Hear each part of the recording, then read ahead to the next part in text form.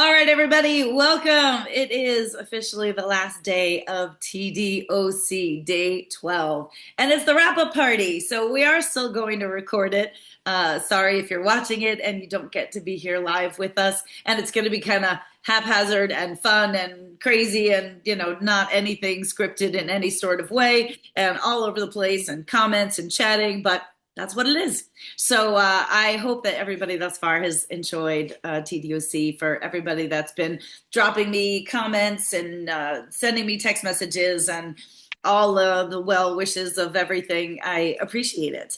And tonight, what I always love is, of course, we're going to have a little bit of fun. We've got, just really silly, small trivia questions from our various guests, but essentially we're just going to kind of go guest by guest, do a little recap, maybe for somebody who missed it. Maybe it might be good incentive for them to go back and watch the recording. And I'd certainly love to hear from any of you as we talk about each guest, anyone who feels like they want to raise their hand and wants to be able to join in. We can certainly bring you on screen, and we love comments and we love feedback. So I'm always interested in knowing what people learn, what they get out of it, aside from, of course, the community, which is the main thing that I'm looking to cultivate. So a couple of things off the top of the program that I want to say thank you to all of you for. Now, first of all, we did have a couple of specials throughout this week, and I did want to say, even though it's not going to apply for the basket, you still can take advantage for one more night through tonight if you want to take advantage of any of those codes. If you thought, I still should have got this or got that. So you can still get 50% off skincare through tonight. So remember, that's TDOC 2550. And then we did also extend the code for 20% off the socks and gloves. I was surprised. Actually, everybody got socks. Nobody picked up any of the gloves. So I was surprised about that because I actually use the gloves probably more than I do the socks. But that code still is Gotland20. I'm honestly not sure if it's cap sensitive. It is written every time as capitals, so keep that in mind just in case. Or if you put it in and it's not applying, then just go ahead and try that again. So those two are still there for you to take advantage of. I'd like to say thank you to everyone. Unfortunately, there is not a stitch of Shanna's yarn left for you to grab. However, she did text me tonight to say that the other yarns that she had of mine, she's wrapping up, and so that will be on its way back to me shortly. Also, we do have some other stuff coming down the pike. So one of the things that I wanted to mention that Stephanie was nice enough to remind me, so for those of you that have been with us for the entire TDOC, if you like, you could also join me every month for a community night. And that's kind of where this all sprung from, I guess, sprouted from, grew from. So usually it's the second Wednesday of every month is our community night. Now, actually in the past I've had guests. I can't say that that's really the focus of it. And a lot of times, most of you just want to hear updates about farm stuff, and we never really know where it's going to go. Of course, the platform is still there for you to be able to talk about your knitting, show us what you're working on. We, of course, always want to keep people up to date with events and different things like that. But if you're with me for community night, I usually also consider those people my VIPs. So if there's any sneak peeks, if there's any specials I want to put out there, you never know what I'm going to put out there for community night. So better to be there and enjoy. At this point, we've not recorded it, although I've had a couple of people inquire about that. So that's definitely something I want to look into. And actually, I'm making a note right now for myself, because I know some people can't make it or you've got conflicts and would really like to be able to watch it. So until I get my act together and maybe put together my own podcast for now, all I've got for you is TDOC and, of course, community night. And if it's something that you're interested in watching and listening to, then I want to support that as best as I can. So, because we've got some more stuff coming down the pike this month, normally TDOC would be on the 14th, but I'm going to bump it a week and it's going to be on the 21st. So we usually do send out an email reminder on the Monday before TDOC. Usually go to my stories. That's where you can always find updates of things that are happening, things that are coming down the pike. So I will definitely post that. I usually set a countdown also. So remember with the countdown, countdown. You can tap on it, and then that way your phone will alert you when the event is coming up. So just keep it in mind that it's going to be a week later, and that's because I'll be driving up to Battenkill Fiber Mill, and I'll be grabbing some yarns and bringing them back home in prep for Vogue Knitting Live at the end of the month. But as always, I want to be able to give you guys first crack at anything you might want. Now, I know you've done a great job of collecting things throughout this time of TDOC, but who knows? Maybe somebody wasn't fancied by the colors. Maybe there's something else that you're going to like. So either way, I look forward to sharing that with you guys. So keep that in mind and make that change on your calendar. I do also want to just kind of give a little recap to say thank you of the things that we dropped this week.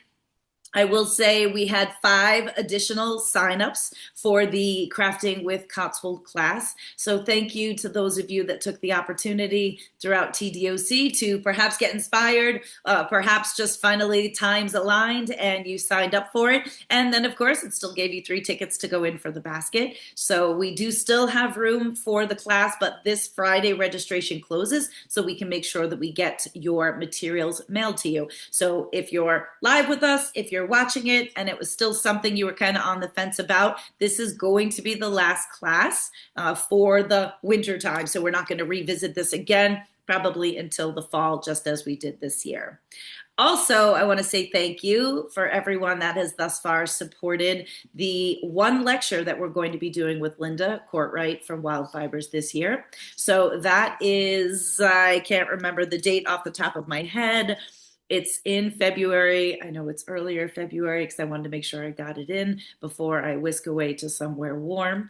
So we're just doing one lecture series, and I had to twist her arm for this one. Everybody was asking, so you ask and you shall receive. I'm like, Linda, come on. You've got to have something up your sleeve. You've got to have more pictures. You've got to have more stories. So we do have that one lecture series, February 10th. Thank you so much for the lecture series date. That is, of course, at 7 p.m. Eastern Standard Time, and that's just a 1 hour. There's always a little bit of time at the end, of course, for Q&A. So if you've not signed up for that, that registration is going to be open pretty much right up until the event because it's simple enough. We just have to make sure that you've got the Zoom code to be able to jump on, and we'll continue to spread that word. But there's 21 of you so far that are going to be joining it. So Justine, to answer your question as far as how do you find life on Insta? So it is L-I yarn and farm is spelled out. So L-I yarn A-N-D farm. And I do mostly live on Instagram more so than Facebook, but my stories, of course, will transfer to both. And I'm trying to do better about answering my Facebook questions. But if you are more of an Instagram person, I absolutely live on that. And that's always a great way to get me. On the other hand, of course, I did tell people if you don't have my cell phone number, you are welcome to it.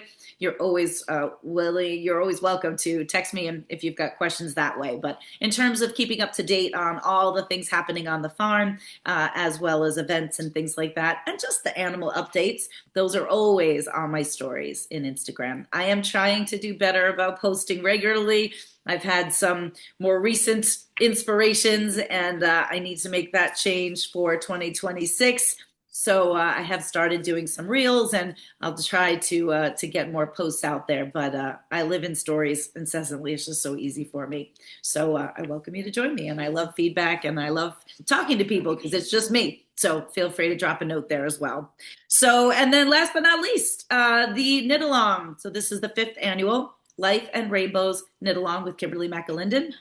And I'm excited that so far throughout TDOC, 28 of you have pre-registered. Now, we usually have anywhere from like 60 to 70 people, but I just think that as a pre-registration, not even necessarily having the exact vision of what we're doing, and just knowing that we are learning to embroider on our knits, and just knowing that you love and enjoy everything that Kimberly and I put together. So thank you to the 28 of you thus far that is like, who cares? We don't care what's happening. We just want to be there. And I love that. So I know that more people will be joining us as well, and looking forward to that. So the official release of the pattern itself will be the weekend of Vogue Knitting Live. So that's always our deadline.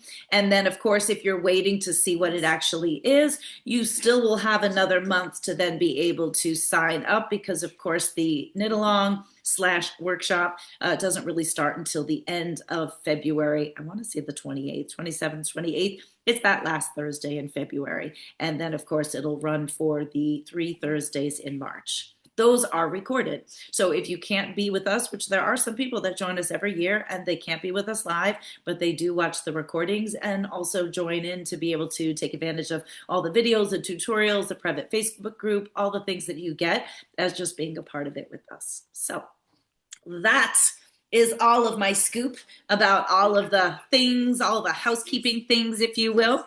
So I think we should just kind of start to dive right in, if you will. Now, as I go through each of our guests, we'll also share what's in the basket from them. And then, of course, remember, ultimately at the end, we will be selecting a name from the basket. And that, of course, is going to be the winner of this illustrious keepsake basket. I have a video that I didn't get to post. Jill was like cutting. I mean, we've not been able to find any other way to do it better, because we can't do a wheel, right? Because for every $10 you get a ticket, so there'd have to be like multiple names on the wheel. So that doesn't really work. And of course, we have to kind of wait till the end to see how the smoke clears. So at this point in time, I mean, Jill is typing in all of your names, and then she's printing them out, and then she's cutting the little pieces of paper and folding them. She gets it done. She gets it done pretty quick, but I took a video of her today as she's like cutting and cutting. And at the end of the video, she's like, there's blood on these names. And she was also wondering who is going to take care of her carpal tunnel as a result of having to cut all those up. So I told her last night, we were joking around, that we were going to start a GoFundMe for her for all of the trials and tribulations that she has gone through. And a couple of you still squeaked in orders today, which was totally fine as well. So she just went right back at it. We appreciate all of it. And, of course, we have a lot of fun with that. And I know that she is also super appreciative of everyone's support, because that's how I pay her. So, all right, let's start off with our first guest, which I think this is now sort of tradition that I kick off TDOC with my fiber bestie there, Kimberly McAlinden. And of course, we, talk all things knit along, but at the same time, we always kind of get into some other things as well, because of course she's with us every year. So we just never know where the conversation is going to go. Now, as far as the keepsake basket, I know you've heard it over and over again, but this is the culminating night, so you're going to hear it one more time.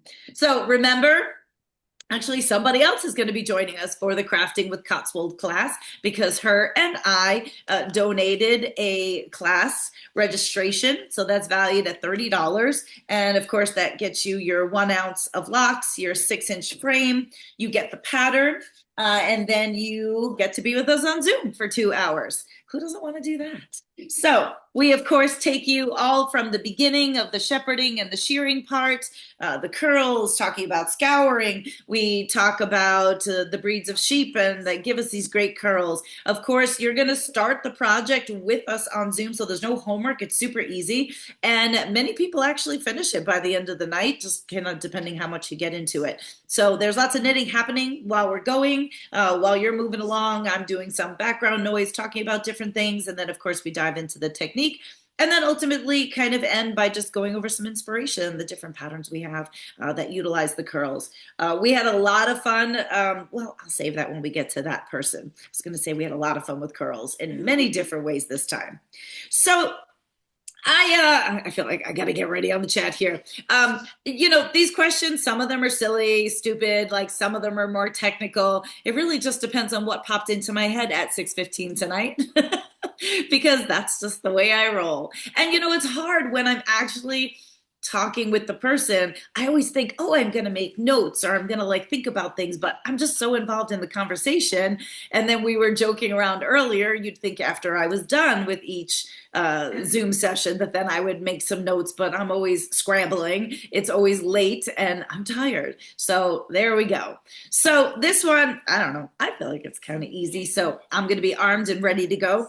So my trivia question for Kimberly is, she is now the face of what company? She's the new face of this company for their crochet clubs. And she talked about it. It was kind of a big, yep, Cheryl Clemens got it. So it was Annie's Attic, right? I think she was the first one. Yes. I wasn't really sure. I mean, I feel like that was easy, but I mean, at the same time, maybe somebody wasn't paying attention. But I just was really proud of her for this. I mean, it was something that was kind of like under wraps for quite some time that she could not tell people about it. I mean, of course, I knew about it. And she's actually traveled there. I think it's in Indiana, is where the headquarters is. So she's traveled there quite a bit to be able to do that for them. And they've assigned her on again. So, I mean, I feel like that's just kind of a feather in her cap. And I was just super proud of her. And, you know, she really attributed her YouTube to being able to get that job. I mean, somebody had recommended her, but then, you know, the company, the powers to be, you know, we're able to go to her YouTube and watch what she's put up there. And we're obviously impressed, and then brought her in for a trial run. And then the rest is history as it goes. Now, I will say with regards to the prizes, so I've kind of done lots of different things over the past, and I thought this time, since I'm really getting to know so many of you from being a part of this, I want to kind of leave it open-ended. So you might get a tangible prize. Now, again, don't get too excited. This is just the thought, right? You know, nobody's getting a skein of yarn from me, nothing fancy. So I might do a tangible prize, or I might just decide to do store credit. I mean, it really depends. And I might call you and say, hey, what do you want? So I want to try to make sure that it is something that you can use, something that benefits you. Or if I think I have something that you might just find fun, then we'll do it that way. So we'll go in lots of different directions. So I would love, anybody who has been with us before in the knit-alongs, maybe anybody that has signed up for the first time. I don't know if anybody has signed up for the first time this year. You can also certainly drop in the chat. Any comments, questions? You guys know Kimberly. We do so much together. And I know how much you appreciate. I know somebody earlier put in the comments how much the fun they have with the knit-alongs. But we're looking forward to another great group. And again, it's really all about community as well. So as Kimberly mentioned, it's really nice to see people making friendships throughout it and, working together on it, especially in the Facebook group, helping each other. And so, yeah, I appreciate the comments of, loving the knit-alongs, looking forward to it. Eileen, I'm glad you're joining us again as well. So hopefully it's also something in which you're always going to learn, right? Even if you already know how to embroider on your knits, this is still going to be undoubtedly an opportunity to learn additional techniques. Kimberly's always got something up her sleeve. And that's the whole part of it too, is we're always learning, we're always growing. So I'm excited for it. And I know in this next month, we will also start to see, or I'll start to see some sneak peeks as the piece comes together. For those of you that have already jumped on as a pre-registration, you'll be more in the know. So we will certainly keep you posted as yardage information becomes available. And we'll probably get, an email going just to the people that have signed on, and as more people add on, so we can start building that community right from the start. And I just want to read, Colleen says, love the cows. We'll finish a mother's hug this year. Oh, no, you had to rip out the EVB sweater because you messed up with gauge. Oh, no, but that's okay. And here's the thing, right? That is knitting. And that's the other thing, too. It doesn't matter. It's not a race. I know that there's people that still have stuff in their queues from previous knit-alongs. Again, we call it a knit-along because it's just kind of trendy. It's an easy term, but it really is a workshop. And yes, the sample will be at Vogue, so that's where we release it. So remember, we found it successful last year by doing smaller pieces and larger. I need to return these. Oops. Somebody watch your...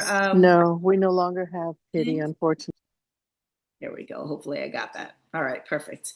So remember, everybody, you guys do have the ability to unmute yourselves, but if you could just make sure that you don't, unless you have a question, that would be fabulous.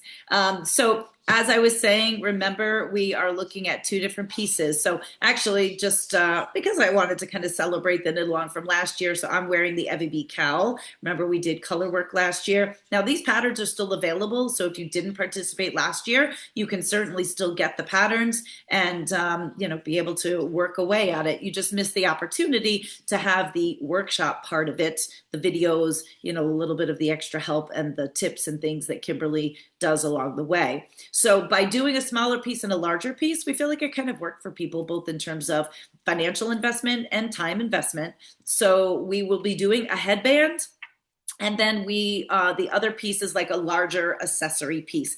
I don't want to call it a poncho because that's not the right description. I don't want to call it a shawl either. So it's really kind of hard to describe what it is, but it's going to be like a longer, more rectangular piece that's folded in and then seamed up halfway. So something that you can very easily throw over your head. And then the embroidery is going to be around the bottom. So we'll definitely keep you guys updated. And then yes, at Vogue Knitting Live, that's where the release happens. So those of you that can't be there, whether you live too far away or you can't make it, we'll definitely be posting pictures and videos and things like that. And then as soon as we get back from that, then we'll be sure to then put posts out and catch everybody up on the pieces that have been made. So I hope to be able to see some of you at Vogue Knitting Live New York. But again, I know for some of you, it's just not geographically desirable. So we'll keep everybody in the loop as best as we can, of course. All right, so then moving on to our second night for TDOC, we met Judy and Morgan, and they are Roaring Oak Alpaca Farm, and that, or fibers. I know it's ROAR, OROAR.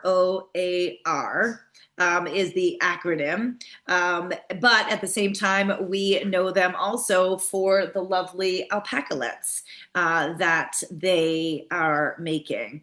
And as I talked about it on that night, part of this recap is that if you happen to have missed it, then hopefully this will incentivize you to go back and watch it. But this was my best doom scroll find. So it was the 3 o'clock in the morning, can't sleep, haven't been able to sleep, but you're useless, so you're just laying in bed, scrolling on your phone, and it popped up on my screen.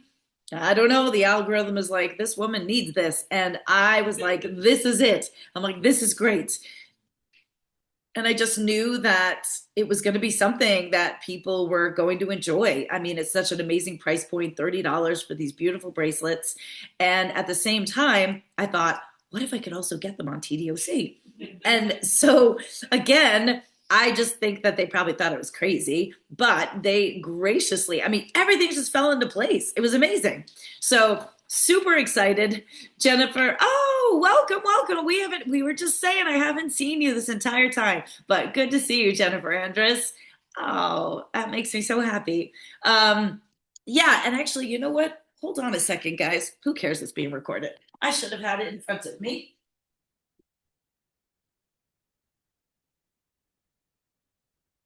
But I forgot.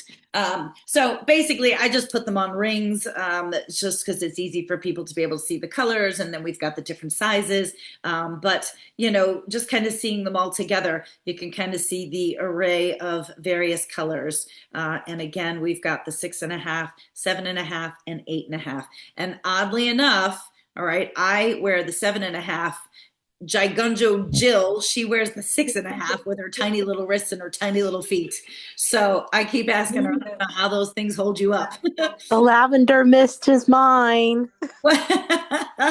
There's multiples, I will say, of all of these. Some of them, very few of them have been sold out. We tried to get, multiples of each just to kind of get a pulse on it. And also in terms of a pulse of the size of what works for people. So again, these were great. They're beautiful. They're soft. They're well made. They're easy to put on. So I know a bunch of you put them in your carts, but we're going to continue to carry them. We will also have them at Vogue Knitting Live. And, again, at this point, I foresee continuing to have them in our store. Now, they also, let me see if I need to find the one that they gifted us. They do also make necklaces. I don't know that I'm going to get into those. I'll have to see. But they do also make doubles. So the ones that I have right now are singles, and then they do also make these doubles. but they were not available for wholesale as of yet. But I believe from our conversation with them, these will be available for wholesale. So then great. Now I just have even more choices. I can't decide how or what and how many to keep in stock. So we'll be looking forward to that. So this is actually the bracelet that they donated for the keepsake basket. It has a bit of a different clasp, which initially I always have a hard time. There we go. I always want to like pull it, snap it, and it slides. So it does have a bit of a different clasp. So it's not the magnetic clasp, although it does, in a way, it is magnetic. So it finds itself once you get it lined up and then slides right in. So these are absolutely beautiful. And this is the one that is in the basket for our lucky winner at the end of the evening. Now, actually for them, I had two questions. I don't know. Maybe I feel generous. Maybe if I had two questions, we'll just roll with two questions. So I feel like, all right, let me just get the chat set up here. Okay, so I know you guys are going to know this one because I didn't know it. What's the name of the technique for creating the bracelets, the braiding technique? I should say spelling counts. I figured this was going to go crazy in the chat. It's like silent. Nope, not luminous. It's a Japanese braiding technique. I thought wait, I'm trying to look at where, yeah, I mean, it's not the right spelling necessarily, but I don't know what you're trying to say there, Elizabeth. Come on. If you know what it is, quick Google it. You got to give me something. I mean, you got the right first letter, but that's an awful spelling of it. If I don't even know if I know what you're talking about. It's a Kumino.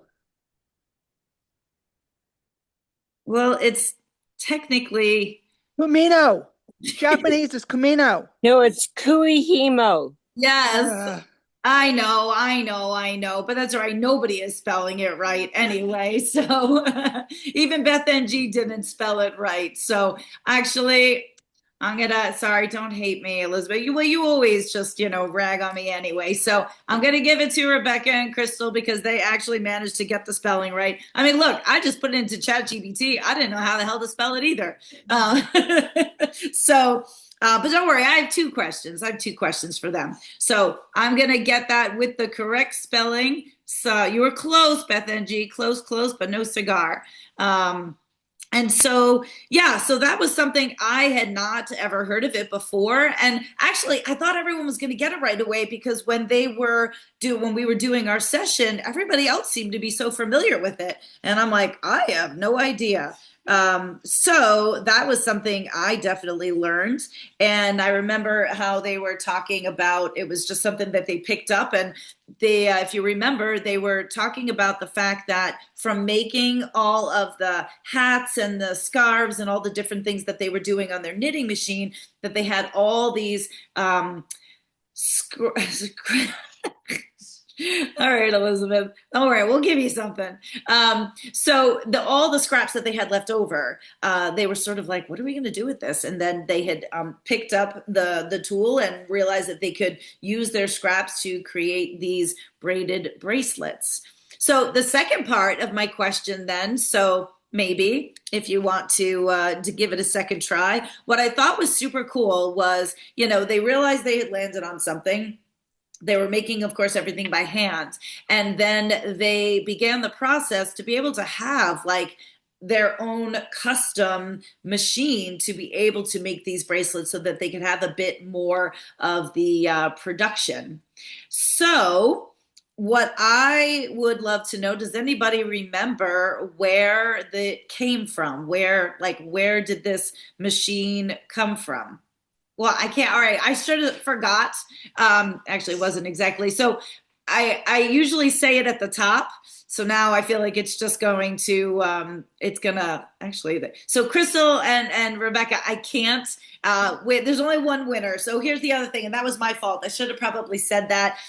from the start. Once you win a prize, I do have to ask you to kind of sit on your hands, just because we want to share the wealth. So not taking it away from anybody. I'm sorry. And I wasn't even looking for specifics, but yes, it was from Spain, from Barcelona, Spain. And the only reason why I specifically remembered that was because everything that I found this year in TDOC just kind of one way or another interlocked, intertwined, and there was connections all over the place. So when I heard that, I was like, oh my gosh, I'm like, I've got to try and explain that to Mimi, because of course, Mimi is from Barcelona. So I thought that was really neat. So I am going to say for that one, I'm not going to award a prize. That was my fault. But good on you, Crystal and Rebecca.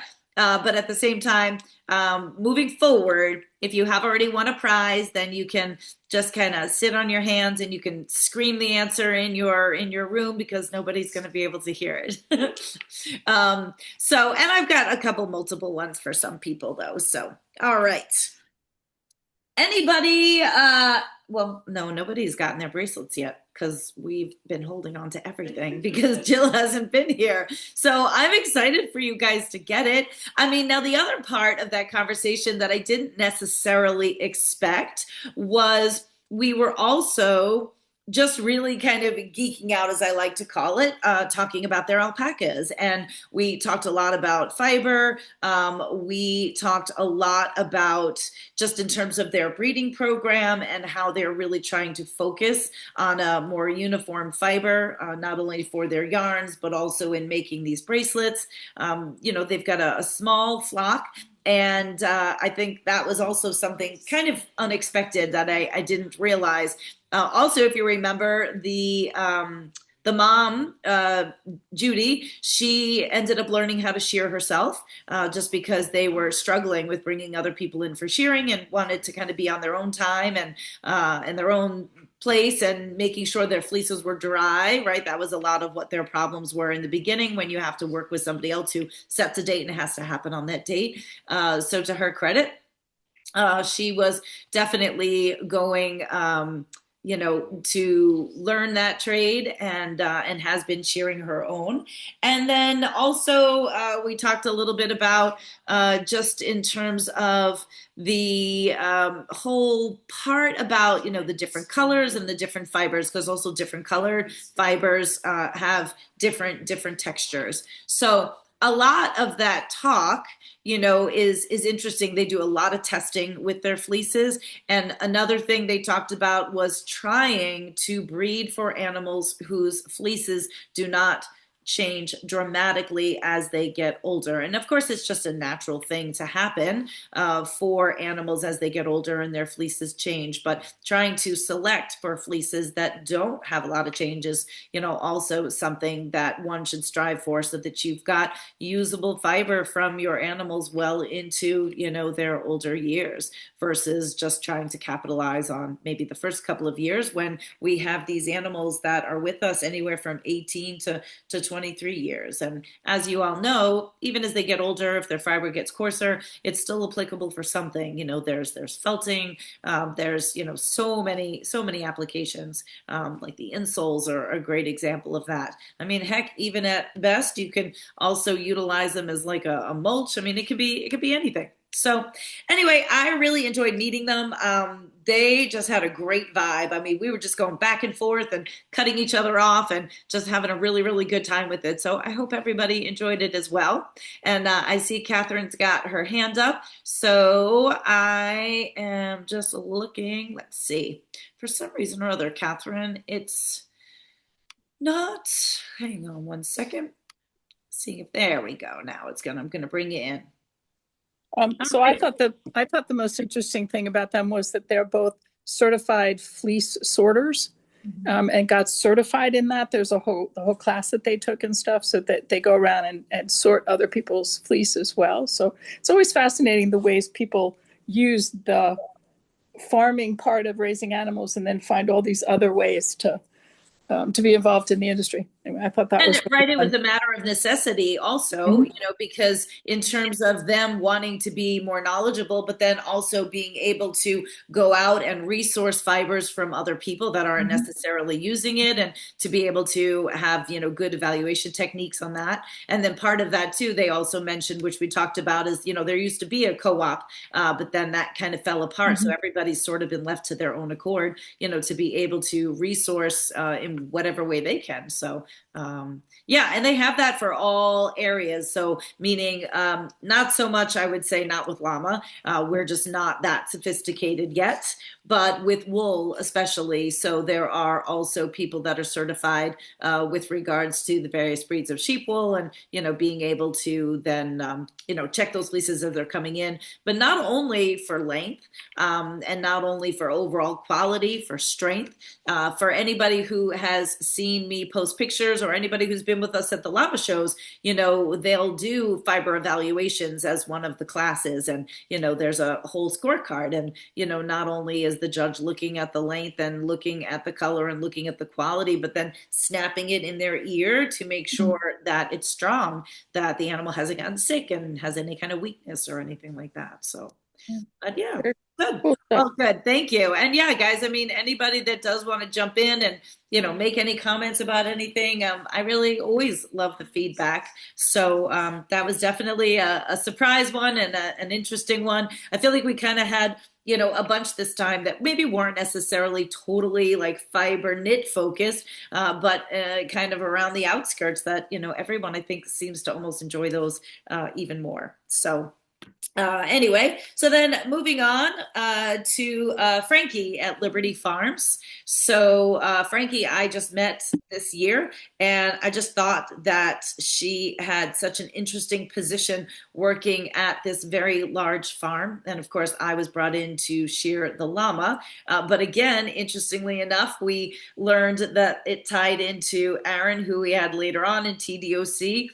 Who did a bit of work for them also over at Liberty Farms. So it was just really kind of fun. And Julie says in the chat that Frankie was such a hoot.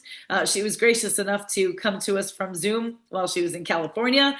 So I was certainly jealous of seeing her in, t-shirt while we're all freezing here. But definitely nice of her with that drastic time change to accommodate. And yeah, just again, another great vibe. A lot of different conversations that we had. Interestingly enough, we ended up talking a lot about our pigs. I guess everybody loves those pigs, right? So that always just seems to kind of take people's interest.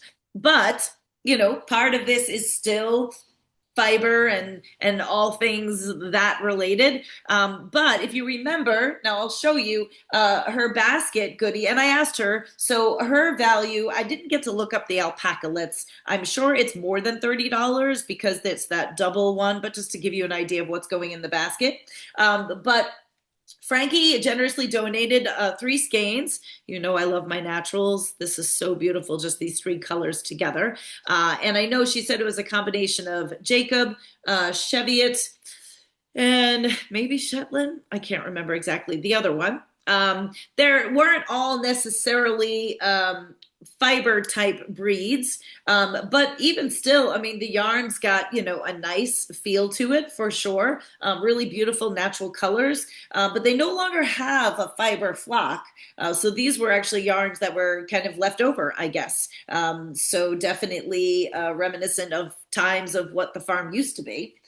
In addition to that, she also donated this really great, just nice and simple, but really beautiful canvas tote from Liberty Farms. And then just as much as it is a meat farm raising animals for meat purposes, they also do have vegetables. So this is a jar of their marinara sauce that they have made. And then also there is a jar of salsa. So this is all in the basket. compliments of Liberty Farms, and she said it's valued at about $75. So that was a really generous donation. Now, we know that they no longer have fiber sheep on their farm, but they do have sheep that they are raising for meat. And because wool is not something that they are necessarily focusing on, the sheep that they are raising are more of, yes, that wasn't the question though, Beth. Nice try. But they are more of a hair sheep, which I don't even know if people were fully aware of that. Sometimes, again, it's easy for me because these are all things I know, but I want to make sure information gets out to you. So there are breeds of, yeah, she's ready to win. So there are breeds of sheep that are called hair sheep. Now, interestingly enough, they're supposed to shed, but a lot of times they don't fully shed, or they might just have patches kind of all over them, and then they kind of just look homeless. So sometimes people will pull in a shearer, which is how Aaron got involved, to come and just kind of clean them up. And I've done that as well on my routes also. So my question actually was, while they are hair sheep, does anybody remember the breed of hair sheep that they were? I mean, I guess you could like Google it and take a chance, but they are white. See if anybody knows. I got to throw some technical stuff in here. Nope, not Jacob. Jacob is a wool sheep. We did talk about Jacobs when we were talking. These are all wool breeds you guys are mentioning, which is okay. I like to see that you know your breeds. Definitely, these are all wool breeds. So we're looking for a hair breed of sheep that they raise because, yes, so Laura got it. It's Katahdin. Nice job. Now, look, you guys could have just Googled. There are a number of different breeds of hair sheep. So, you know, you could have guessed and been wrong. But Laura is correct with the Katahdin. Now, I don't remember if it was with her or if it was with Aaron that we were talking about some of the other breeds because there are breeds called Barbados blackbelly sheep, and they're crazy. There are Dorpers. I mean, there's not that many breeds of hair sheep, but, you know, there are several out there. So the whole point of it is if you're not looking to raise an animal for its wool, why have that extra overhead, right? Because they're still going to need to be shorn. So that's a cost to the farm if you're not doing anything with the wool. And most breeds of sheep that are raised for meat, for instance, stuff like Suffolks, Hampshires, you know, these big breeds, they do have wool, but it's called a down wool. It's a down breed. So it's very short and it's really low quality, but they still have to be shorn. So now you're paying to have an animal shorn that has wool on it that you really can't do too much with. So these hair breeds are a great way to kind of circumvent that overhead and just something people don't even have to worry about. The other thing, actually, and I don't know if everybody is necessarily familiar with it, so I'll be willing to throw out like a second question. This is more just because I want to make sure people do get some education out of it. Can anybody tell me what CSA stands for? I'm hearing lots of is in the background. Yes, good, Colleen. Excellent. So it is community-supported agriculture. I love getting that out there, and I love people knowing about that because sometimes people aren't really familiar with it or know that there's something in your area that you can be part of, or maybe not necessarily in your area, but some CSAs have the infrastructure and the ability to be able to reach out into the community to get their shares out there if you don't necessarily live near them. We actually have one just in the next town over. I actually haven't done it for a couple of years, but what I loved about it is it actually forced me to utilize some vegetables that I would never otherwise buy. And I think really that's probably where I became a big fan of bok choy and also became a big fan of beets. I mean, as silly as it sounds, I loved doing the roasted beets and then creating a summer salad out of it. So it forces you to try new things. Yeah, and as a very young person, thank you for that comment, Stephanie. You know, she's only 26 years old, pretty much self-taught, if you remember. She kind of just fell into some of these things. and definitely a go-getter, and definitely passionate about her work.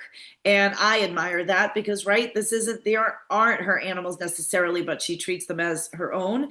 And if you did not give her page a follow, remember, you can follow Liberty Farms. They do also have a pop-up shop in Park Slope, New York. Otherwise, they are located in Ghent, New York, which is upstate a bit, right on the border. I think close to Massachusetts or Connecticut. I can't remember, but it's on the very eastern side of New York. And while I don't know if they have a website necessarily to be able to support in that way, if nothing else, just learning about what they do, finding something in your own area is a really just a way that you can support CSAs in general and getting involved. So I love the comments, in the chat, and I'd be interested if anybody is part of a CSA in your area, drop that in the chat. Definitely there's ways to get involved, and as I said, I love my local one, and I love what it stands for. And of course, they're always being careful of best practices for the land, whether it's with regards to the animals or the vegetables. So there's a lot of great benefits with regards to it. So that was Frankie, and again, great conversations. We had a lot of fun with regards to all of the different topics that we talked about. And I definitely look forward to sharing again with her next year. So now as you start to, learn about some of these people, then when I go and visit them for shearing or come across their paths, I feel like just kind of make it a little more fun. They have a little bit of that background information and look forward to it, right? So now when I'll be like, oh guys, I'm heading to Liberty Farms, now everybody kind of knows a little bit more about it, and we'll look forward to the stories and feel a little bit more connected to that, I hope. So then our next guest for day 4 was Melinda McCall, the veterinarian from down south, who also, if she ever decides to not be a veterinarian, could definitely become a comedian. She just had a great wit about her, a great sense of humor, which I'm sure you have to, probably almost in any line of work these days. And I really loved how, interestingly enough, we kind of landed in each other's laps. We just briefly touched on the fact that we were connected through a very difficult llama abuse case at a large farm, and so talked on the phone as a result of that, and then worked kind of at the same farm, just never really crossed paths there, so I never actually saw her. And then, that was years ago. So now years later, I'm shearing for one of my customers who I've been shearing for years, and I get handed this book, Driving Home Naked, and I'm like, great. So she's like, my client said, I think you'd really love this read. And when I looked at the name, bye, Jennifer, great to have you with us again tonight. When I looked at the name, I was like, I know this vet. I'm like, this is amazing. Not to mention, how are you a full-time vet and all the things that she did, says she does, and then meanwhile had all that time to write this book. And part of what I thought was also interesting is her description of what she went through to be coached to write this book. And it was definitely dedication. I know that I'd always love the opportunity somewhere down the line to be able to put my stories together from my shearing travels. I just don't know that I have the dedication that she did to learn about being able to write those stories, but she definitely said how it just made everything interesting and just kind of looked at the world differently when you have to think about describing even just the littlest things to people. So generously, I just thought I was going to get a signed book from her. But instead, not only did we get the book, Driving Home Naked, but unbeknownst to me, she has this whole care package. Now, Patty in the chat, she said it was a great book. She texted me earlier saying she was just about done with it. So obviously she's already finished it, or maybe close. And unfortunately, I wasn't able to have these on my site. There just really was no wholesale purchase. So only reason why I would have wanted to have done it is because, one, then, right, that's something else you guys could get to get tickets in the basket. But sometimes it's just easier, right, to be able to just get everything you want in one place. And I so want you to be able to support this and, purchase the book and get the read. So Stephanie, who's helping us in the chat, helping to moderate, she said she took the audiobook out from her library Patty, I'd be interested. I'm wondering if you grabbed it on Amazon, perhaps, I'm assuming. So if you haven't already gone out and gotten the book, please do. Again, it's just a great way to be able to support her, whatever little bit she gets from it. But as she said, that wasn't really her main motivation. It was just to be able to put stories out there because really, aside from the ones that we all love from James Herriot, she felt like there's really not anything out there like that. Jillian is saying that she requested both books from her library, which is amazing. So that's great. And Patty said she got it on her Kindle. So awesome. So again, not only did I think we were just going to get a book, but she had the really fun idea. So if you're driving home naked, you are inevitably going to need soap in order to clean yourself up. There's also a lip balm here. And then, of course, if you're driving home naked, you've had a really shitty day. And so then there's a coaster and then there's a tea bag in here to kind of be able to round out your day. Now, as if she's not busy enough, and I thought that's all she did, then she also has this children's book called The $1 Million Goat. And she was saying that this was based on a true story. So that was amazing. And so both the children's book and her other book have been signed by her. So both of them are in the keepsake basket. Now this might or might not be a tough one. I'm not sure. We'll have to see. But, we were all taking guesses before having her on as to what would be the reason of why she was driving home naked. Now, I know it was with a cow. I think it was with a cow. I don't know. That's not what I'm looking for. So this one's kind of technical. So I'm looking for exactly what kind of emergency did she have to tend to that caused her to have to drive home naked. Yes, wait. I know I saw it. So Alina, that's exactly, and look, she's behind me, but she's all excited there, but I did not help. But that's exactly what I was looking for. I know, Beth, it was not necessarily giving birth, but it was the specific of the prolapse uterus. What do you do that you knew that answer? Oh, okay. I'm like, you were in the Army. I'm like, were you involved in stuff like that in the Army? Alina is our winner for that. And there we go. So, I was looking for that specifically. A uterus fell out of a cow. That was great, Jillian.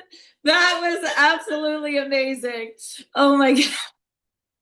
It did fall out, that's for sure. I love that. I'm going to forever, ever remember that. And hopefully it never happens to my animal again. But if it ever does, I'll be like, look, her uterus fell out.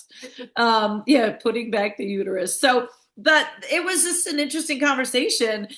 She's not wrong at all. But the conversation that kind of like came out of that is one, I mean, I know there were some people that was like, that could actually happen.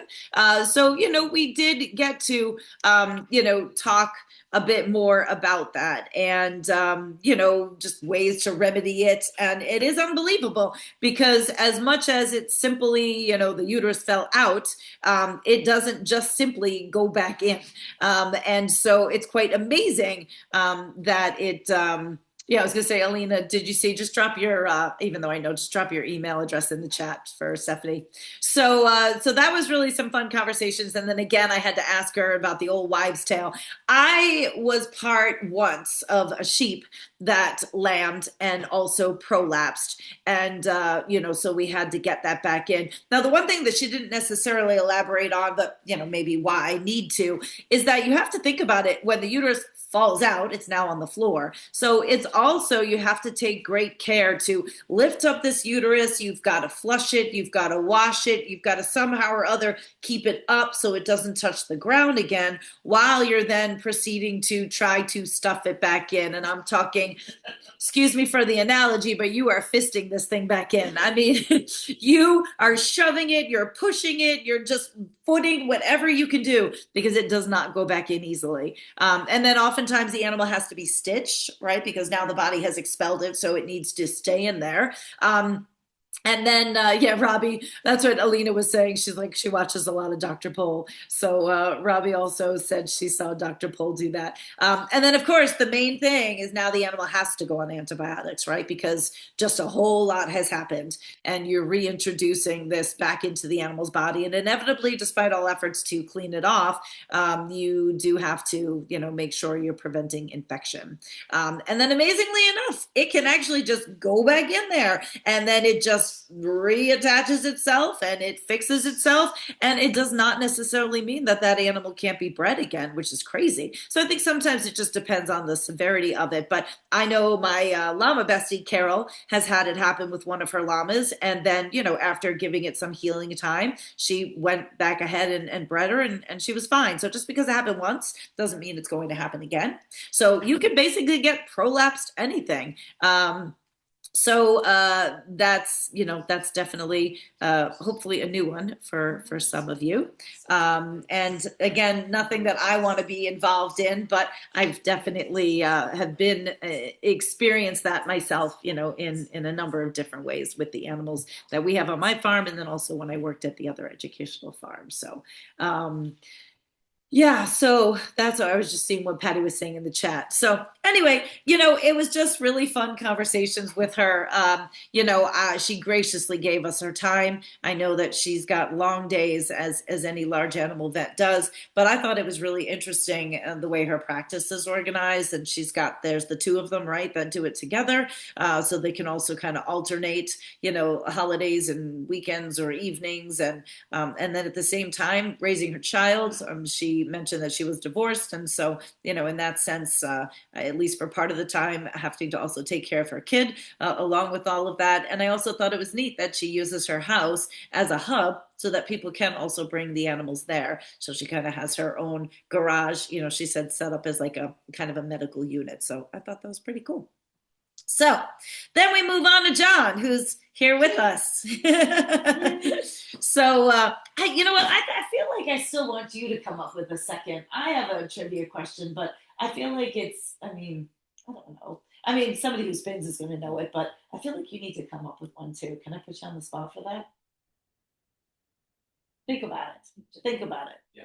All right.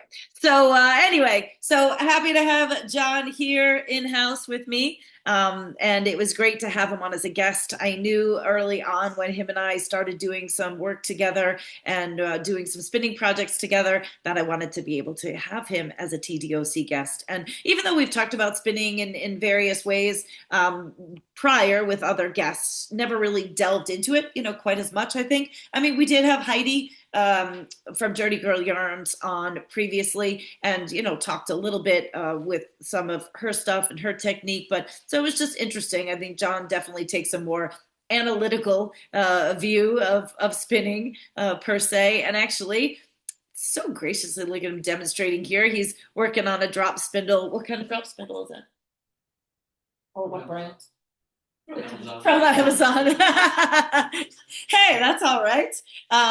And that's obviously a really easy portable way to take your spinning. Although I have a portable wheel that mine folds down, it's got a handle on it.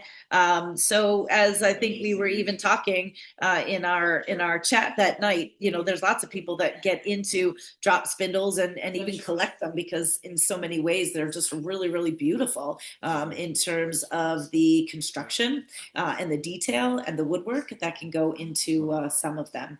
So, and if you notice the way he's doing it, actually right there, if he stays still, you can see he's got the roving draped over his arm because you need to keep that out of the way. But of course, you need it handy enough because you're attached to it on your drop spindle. So that's often a really great way to be able to do that. And then you're going to work with smaller pieces also so that, of course, as you get to the end of that, then you'll join on a new one. Versus I know when I'm spinning off of my wheel, I'll usually have the whole basket next to me. Of my roving, and then you can kind of just keep continually feeding it that way. So a little bit different. Now, John generously donated 4 1-ounce bumps of roving called Icicles. So it's a merino, Firestar, and mulberry silk blend. So it's got a really subtle sheen to it. see if I can hold it up, and that way you might be able to see it a little bit better. Of course, the silk provides a nice sheen to it, and then the the mulberry silk, and then the icicle is going to give it just a little bit of color. So you almost see like that little bit of purplish color there. So really beautiful. Cool. Now, remember, if you are the winner of the basket and you don't happen to be a spinner, that's okay. You can utilize this for needle felting. You can utilize this for wet felting. So there's many different things that you can do with roving aside from just spinning it. So keep that in mind, keep an open mind. And if you end up being the winner of the basket, who knows? Maybe that might be the catalyst you need to get into spinning. Certainly using something like a drop spindle is a really easy way to get involved and to start out before jumping into a wheel, which inevitably is like buying a car. I mean, there's just so many different makes and models, if you will, and they all do something a little bit different. So I think it would just depend on the direction that you go in. And you remember John was telling us about the one that he found. Ultimately it was a good find in that sense. And so based on, he was saying it just happened to be a much taller wheel. So based for his height, it just worked out great. So you've got to really try them all out. And so if you don't have a chance to go to a fiber festival as large as Rhinebeck, don't forget, you can always look in your area. I mean, inevitably, I would have to think that there's some type of fiber spinning, knitting, crochet guild somewhere nearby wherever you might live, so that you have a chance to maybe get involved and try something new. So look into it. Even if you just go just to kind of check it out and see, just to be able to talk to people. I mean, one of the things, Alina here, to kind of call her out because she just happens to be here. I mean, she found us because she relocated to the area after she retired. And, she was just looking for a group and looking for a community now that she's here. And she's relatively newer knitter. And she literally just landed on my driveway. And it was right before open house. So I was like, I would love to help you, but I can't right now. And she wasn't able to come to open house. And then so she followed up afterwards. And now she's been involved in TDOC. And so we're happy to welcome her in as a lifer. And so do the same. If you have found yourself moving, or maybe your local yarn store is closed, undoubtedly in a library, somewhere, somehow, there's got to be other people. Find your people, right? Find them. We're like an underground cult. We're here. And anyway, so that is that. So, okay, my question with regards to John's talk, get my chat ready to go here. And Stephanie Cross, you're not allowed to answer because I know you'll know the answer to this one. So when he was talking about it, oddly enough, and actually I think it was because of Stephanie's conversation, we were diving into a bit about the spinning technique, and that in particular, there are two different ways in which you can spin and create two different twists. And do you know what those two different twists are? Yes. Oh, wait. Beth and G. Wait. Yes. Oh, thank God. Beth and G won. Thank God. All right. Good job, Beth. You got it. But Dale, good job. You were actually, I saw yours first because it just came in so quickly after it. So it's an S and a Z twist. Now, Beth, you're not allowed to answer anymore, so sit on those hands. All right. But the part that I found interesting is not so much about the difference between the S and the Z twist, but then how it related to those that are crocheters. Do I have that right, John? Yeah. And so which twist would undo the crochet? That was actually going to be my question. Oh, all right. Let's see. Well, then you're going to have to see. So does anyone know then which twist does not work if you're a crocheter? Because I forgot. The S? Is it S? Yeah. Yes. Yeah, okay. So that's Robbie. So Robbie, see, we're doing two prizes. We're just making stuff up here. That's why.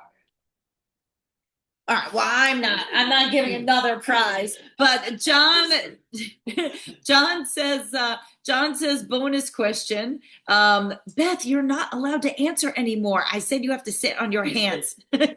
Now sit on them. So John was saying, does anybody remember why it does not work? The S twist. I don't know that I necessarily. I mean, I know it undoes itself, but are you looking for a more? Basically, the specific motion of the yarn over. Oh, when you're crocheting. Yeah. Got it. So yeah, I just even had to ask him to further explain. So I just thought that was super interesting because again, I know S and Z twist for sure as a spinner myself, but never had any thought to how it might or might not work.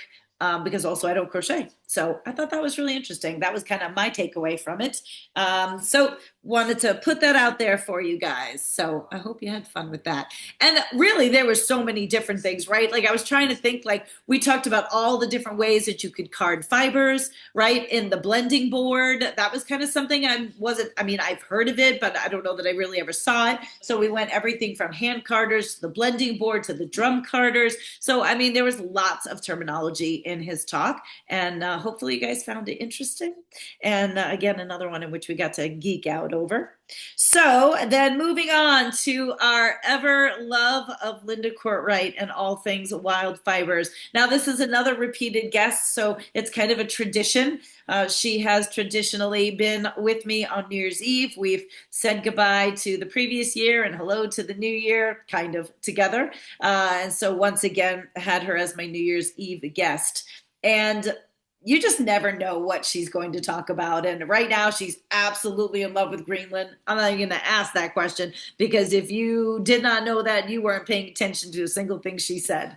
And so that's, her love right now. She's super excited about that.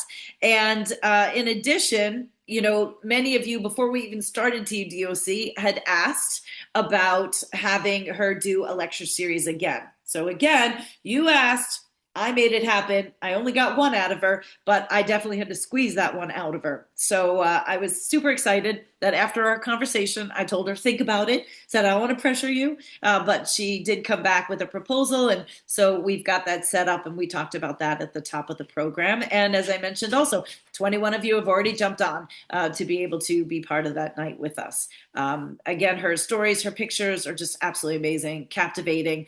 She's an amazing storyteller and obviously as an author can also convey those stories into writing. Remember, if you also have not taken advantage of, or if you're not part of her Sunday read, that's another really easy way in which you can support her. I mean, thus far, some of the people that we've been talking to, there's really not necessarily ways, to be able to support them. And we were just happy to have them as guests. But, Linda, this is something that she does. This is how she makes her living. Wild Fibers, the magazine itself, is no longer. And I'm actually just rewriting here, making a note for myself, because I did say that I was going to throw in a couple of back issues of the Wild Fibers magazines that undoubtedly I have hanging around to add to the basket. But as a result of COVID and her not being able to travel and then not being able to produce the magazine anymore, she did pivot, as many of us did, and she took stories that she had not told yet, pictures that she had not published, and then she put together these really beautiful coffee table books. So this one is The Eye of Fiber. I love that face on there. And then this one is Twisted Tales. So she mailed out 2 books. I should have thought to have had her sign them, which she didn't do. But so these are the 2 books. They're both valued at $28.95, so basically a $60 value. These 2 books are in there. I forgot to mention John's Roving is a $40 value. So just to give you some idea of everything that is in there. So these 2 books are going to be part of the basket. And then again, we've got the Strange Little Things. I don't remember the exact title of the series, but definitely going to be something that I know everyone is going to enjoy. And it's just $15. So if you know that you're going to be around now, it's not recorded because that's kind of her property, right? That's how she also makes her living. So I can't record it for people to be able to listen again. Maybe last year we did, and you have like up to a week to watch it. I can kind of look into that. I will make a note about that. because I know that that might be a way in which then some people could join in if they had at least that opportunity to watch it up to a week after. But then after that, it does have to, be taken down. So let's see, record with a question mark. That way I don't forget these things. Now, in her talk, I mean, she's always got so many funny stories. And so, as far as Justine, meaning would that be you that would perhaps benefit from the recording? And if so, that's great and good to know. Because again, I think that is something that we did last year. I just have to get her permission for that again. So when she was talking, about all sorts of different things, actually, I have two questions. One of them super easy. The other one's not too difficult either. But she had a really funny story at the end that she really, really wanted to share with regards to her porcupine. So first, and just very quickly, who remembers the name of her porcupine? You guys don't type that fast, do you? Or do you guys not know? It's like silent. I thought that was going to be an easy one. Wow. I got you guys on that. Cuddles. Unfortunately, I don't think you're cuddling. No, close. Oh, no. Robbie, sorry, you already won. Penelope. Stacy got it. It is Penelope. Yes. So that is her report. I can't believe I got you guys on that one. I don't know why I remember it, but so I'm going to write Stacy down. And actually, Stephanie, that's Stacy Eccles. So I know that one. And so Penelope was the name of it. But the other question, which watch you guys are going to get this one, and meanwhile I stumped you on her porcupine's name. Yes, that was for the trivia. I'm doing two for this one. Just feeling generous tonight. So undoubtedly, she thought it was Penelope, but it wasn't Penelope, and instead it was her beloved scarf. What fiber and from what animal was that scarf made out of? I want both. Yeah, wait, oh my God, that just went Ruth Ann. Good job. Yes. See, now there I know you guys can type fast. And Ruth Ann with those fast fingers. So it is, it's Kiviot, and the Kiviot is from musk ox. So we'll get that for Ruth Ann as well. So good job, everybody. Now, again, not that I thought that was tough. It's just a very unusual name of a fiber and maybe something people were not already familiar with. But it is definitely a prized possession. I think she said, right, it was like over $400 for the scarf. And just so funny to hear her talk so much about, her strategy to try to unfreeze it from the road. So anyway, that was just some really fun stuff from her. But again, guys, make sure you tune in for the Wild Fibers lecture. And if the date is an issue for you, let me know that. But again, I will definitely ask her. I've made a note of that.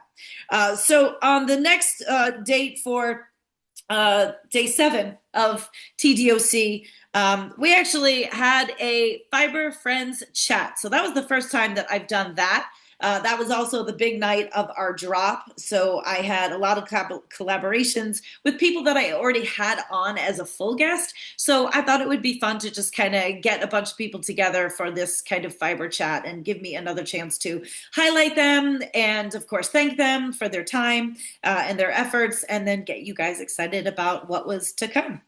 So Crystal, if you remember, she did some dyeing of the curls, lots of curl talk this TDOC. I will say they actually all sold. I am going to be doing more with her, hopefully to be able to get those back before Vogue. I've got to get going on that, but you guys have been keeping me a bit busy. So my life opens up again after this, and I got a lot of catching up to do for sure. So thank you to everybody who supported those purchases and was able to grab some of her dyed curls. Then Heidi from Dirty Girl Yarns. So you might remember she is the spinner, but of a different kind of a yarn, what we call that art yarn. And so we had a couple of projects that we were working on. She actually just texted me today. So more yarn is on its way back to me. So I'll definitely be sharing that with you guys. But we do still have, I think, a skein of gold and a skein of raspberry and a skein of the violet.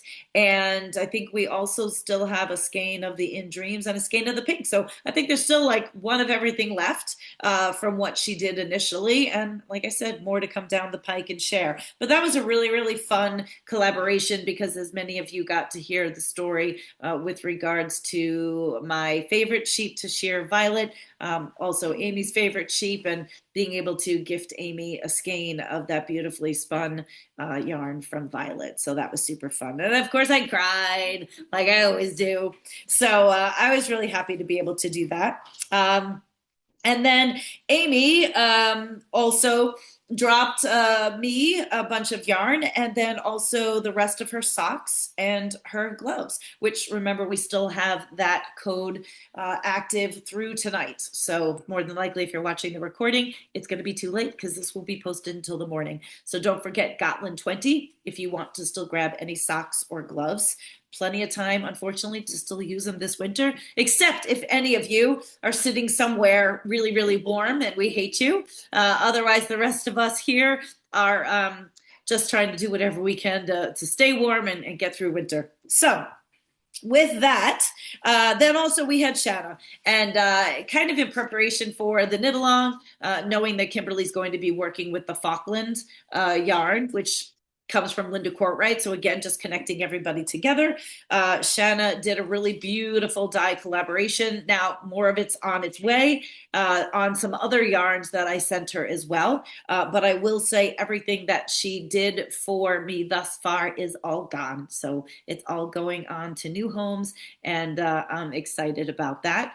Stephanie, who's helping us moderate the chat, she's just said she's knitting with Shanna's yarn right now.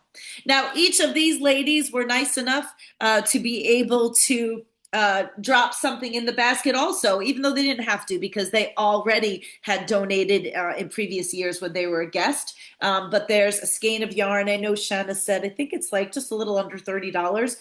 So those really, really deep, dark colors that she talked about that we know is so much her aesthetic. So there's that. Amy put this little collection of fiber rinse and fiber wash and power scour from Unicorn Fiber. That's actually a product that I use as well. And then Heidi, just trying to find it.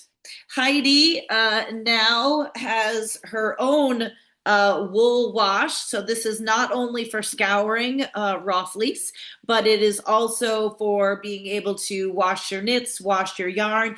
You do have to rinse it out. So it's not a put in, leave in, but also it's 100% organic. And she was even telling us how she uses it to shampoo her hair. She said she even uses it for like cleaning the counters. So it's definitely versatile. So we do have this in stock now. It's $25 a bottle. And then she donated a bottle for the basket. I've used it myself already in washing my curls. So I can definitely say it works great.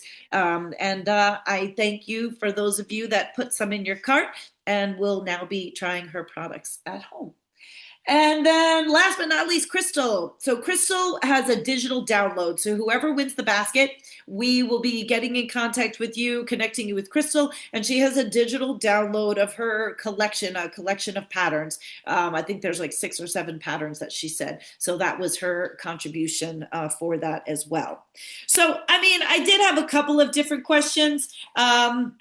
Maybe since we were talking a little bit about spinning, so I'm only going to just do one, even though we've got 4 different guests. I mean, I could potentially, I mean, I had 4 different questions, but also for the interest of time, I want to keep things moving along.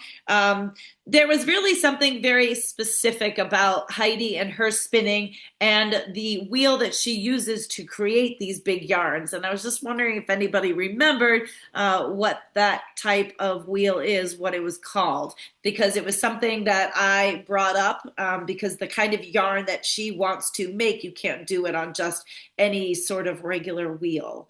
So I don't know if anybody remembered that. Yeah.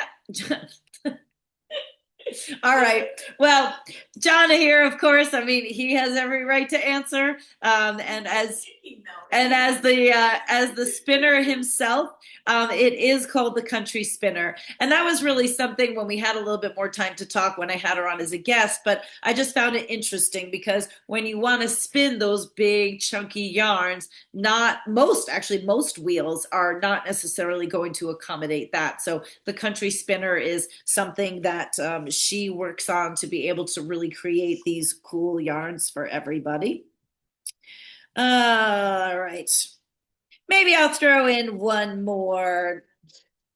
So Crystal talked to us a little bit about how just her background and things. And so there was her grandmother in particular. I wanted to see if anybody remembered her grandmother's name who taught her how to knit, because that was actually the initial name of her business before she switched to Factory Girl Designs. Her email address actually still has it in it. It does begin with an M, but it's not Mary. It's a very old, not a traditional name necessarily. It reminds me like an old lady name. But it does begin with an M. Not Madeline, not Margaret. Nobody? Nope. Like I said, I told you sometimes these questions are obscure, but it's only because I know it was so significant to her, and I know she had talked about it. And again, I know her business used to be named after it. So I'll throw it in there. You Stephanie's like, keep guessing. I mean, I guess you could just try to start going through any. It's not like really a traditional name. I'm feeling generous, so it was an M-I. M-I. Nope. Not Missy. Yes. Wait. Yes, so it's Millie. But I know that's not Ruth Ann, so I don't know if that's Ruth Carnes, but it was Millie. So Ruth's phone is the first one that is answering that correctly. So it's definitely, if you could grab that just to clarify for me, I would appreciate that. All right. Moving on. So night number 8, that was, it is, okay. It is Ruth Carnes. So night number 8 was myself and Mimi. I was so looking forward to kind of bringing Mimi to you guys. I, of course, always get your messages and hear all the time how everybody loves Mimi's stories and the music that she puts to them and just all the funny things that she does on social media. And she's a character herself, as you had a chance to see. And I really hope that you guys enjoyed that night. I mean, it wasn't technical in that sense, but I really, really just wanted you to get a chance to know her and to know the face behind all the things that you see and to meet her. And she's become so important to me and to an integral part here to the farm. And there's so many other things that we actually didn't even really talk about in terms of just why I feel, so connected to her and just adore her. And so happy to have her here as part of my family and our family here at the farm.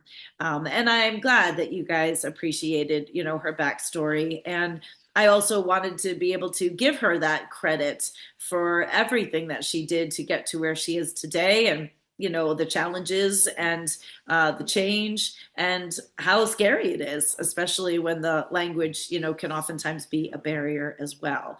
And then her ability to pivot, right, between going off on her own and trying to follow her dreams. And then, of course, COVID, and then just making switches and then coming to America. So, just really, really fun to hear that. And then, of course, you saw a bit about how every day with her and I tends to be. It's always a game of charades.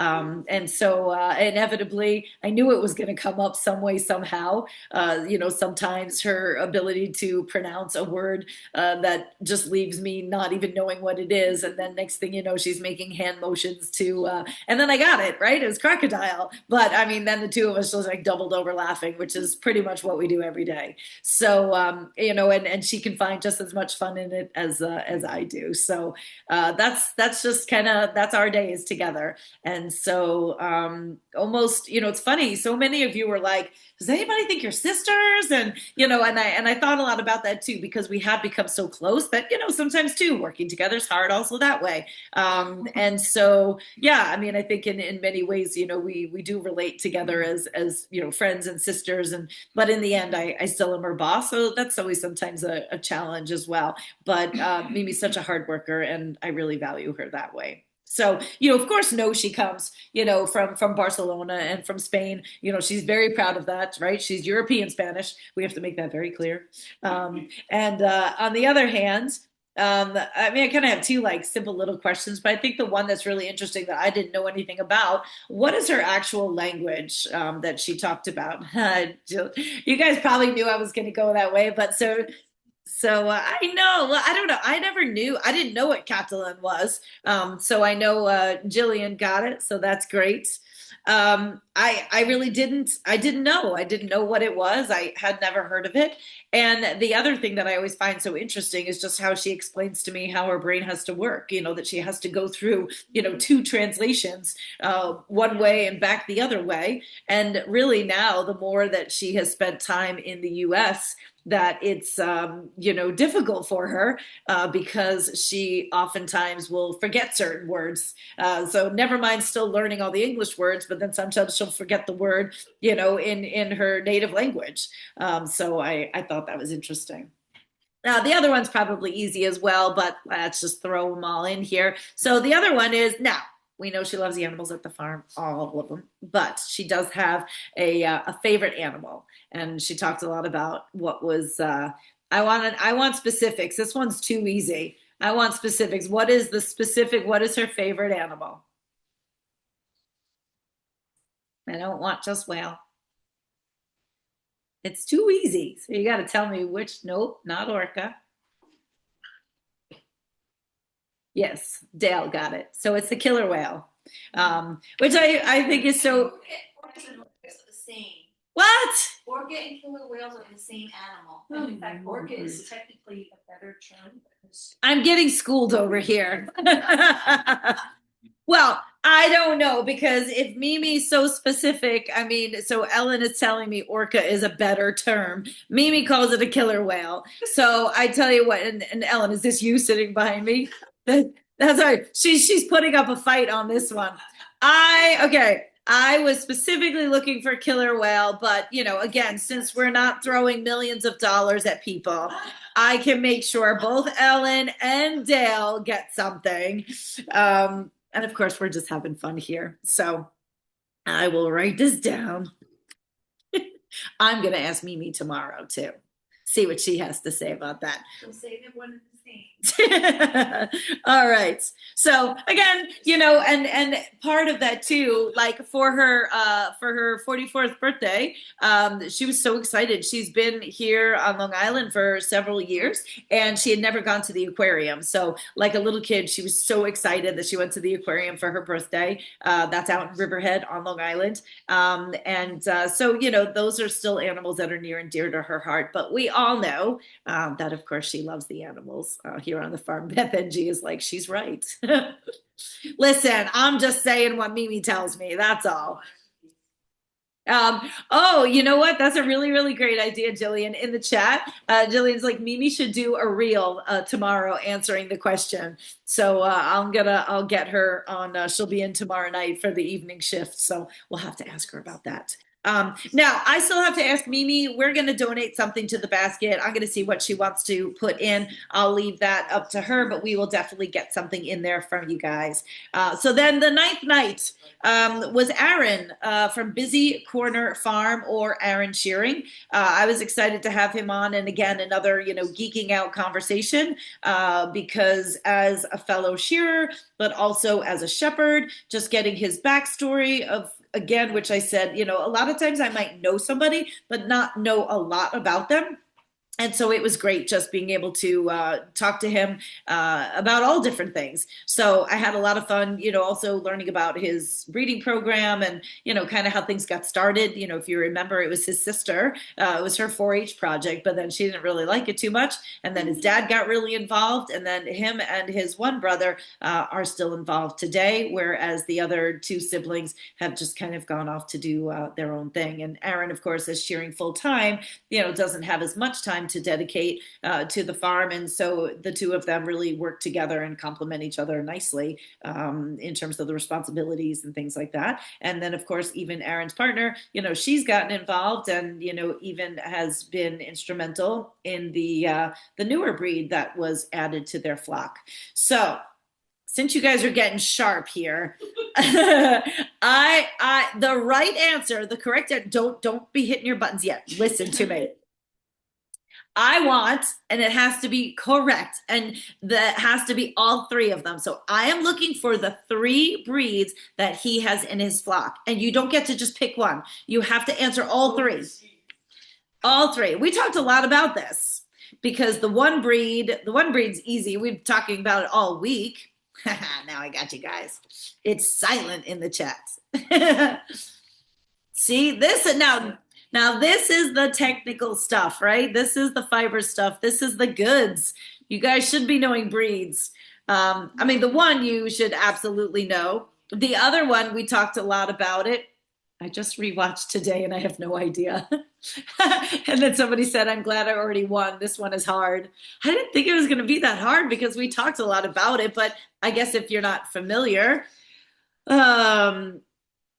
no, so we've got Gotland, Jacob, and Lester. So one of those is correct. Eileen says, next year I'm taking notes. I love it. Stephanie, although she's our moderator, she says, I think I know. Linda and Selena, you guys are getting close, but that last one is not correct. And it's not, you've got a good start to it, but it's the last one is not even a breed. So I don't know what it is, but you're close. You've got half of it. So see if you can fix that. Go to ChatGPT, something. There's a prize on the line. But the reason why, again, I said is because I feel like we were talking so much about it. The Gotland, of course, we've talked about all week, and that was the one that was just newly added on by his partner. And then the Tunis, we talked about them because they had the orange faces and the orange legs, and we also talked about that a lot. Nope, it's not Dorper.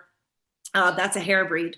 But we also talked a lot about the Tunis because I brought up John, because John, his Mavis and Maud story, they were Tunises, and that's what he did his first kind of like full fleeced. Well, we didn't get to the sweater yet, did you? No, not yet. No, but it's in the queue. It's in the queue. Stephanie's like, seems like a good time to mention the Gotland code. Man. Really, right now, guys, you could be Googling, if you know it begins with a DOR, you could be Googling, you could be ChatGPT. That thing is amazing if you don't use ChatGPT. It tells me everything. I have like full conversations. I'm never lonely. I have a friend in my phone. We literally go back and forth. Yes. All right. I'll give it to you since you were the only one working at it. So it is Dorset. Now, to be even more specific, this is not a question, but yeah, so it was polled Dorsets is what they started with. Just drop in the chat. This is not a trivia question. What does polled mean? Polled, Polled, because his breed specifically is a polled Dorset. Now, I'm not going to ask that, but yes, it means no horns, but more specifically, it means they're genetically born without horns. So you can have polled breeds of cattle, you can have polled breeds of sheep. Interestingly enough, you don't really have polled goats. All goats are born with horns, but then many of them are disbudded or the areas are cauterized so that their horns don't grow. So polled Dorset, Tunis, and Gotland. And we talked about the Dorset a lot also because if you remember, I said to him, I was like, oh, I do not like shearing them. I'm like, they're fighters. And, you know, he agreed, but it was kind of like what they started with. So good job on winning that. And making a good effort. I mean, you didn't get all one shot, but you were the only one trying. So kudos to you. That was an A for effort. I love it. All right. Now, Aaron generously donated 2 shirts. So he told us the story about the I Shear New York, kind of a play on the I love New York, I heart New York. And because he said most of his work is actually in New York, even though he lives in Massachusetts, Covington, Massachusetts, to be exact. And then his other shirt, I love this like Jersey style, says his farm name on the back, Busy Corner Farm, and then entering Covington. So we've got these 2 shirts. And they're in a nice generous size, so I think should fit whoever wears them. And so thank you, of course, to Aaron. Plus, if you remember, he also sent me 2 fleeces. So I know some of you have asked about being able to have some of the locks. I really loved the story. I just can't remember the sheep's name at the moment. It was it was something fancy like that, and I can't remember. And the name wasn't in it, and I know I asked him in that one. I know I wrote it down. Calliope, thank you. I should have made that a trivia, except I didn't even know it. So if you remember Calliope, her sire was a dark colored, and her mom was a dark colored, but recessively somewhere she came out white. And so she is a 50% Gotland. And it's a white fleece, and the curls are beautiful. And so I'll be starting through those curls. And then the other one, I think its name was Artemis, which sounds like a boy, but I remember he said that was also a ewe. So I've got those 2 fleeces, a naturally colored and then a mysterious white one that I'll be working through. So if anybody specifically wants any of those for their order or down the road, you can directly ask for those. I think it's cool, right? Just kind of have a little connection to them in that way. All right, then Marley Bird. We had a lot of fun with that one. Now, I know it was kind of at the end of the chat, but basically I don't have something to show for it. So whoever wins the basket, Marley generously said that you can go to marleybirdhouse.com and anything that's available at the time, you are welcome to. So that will be something I can connect you with her, and then that way you'll be able to get your prize that way.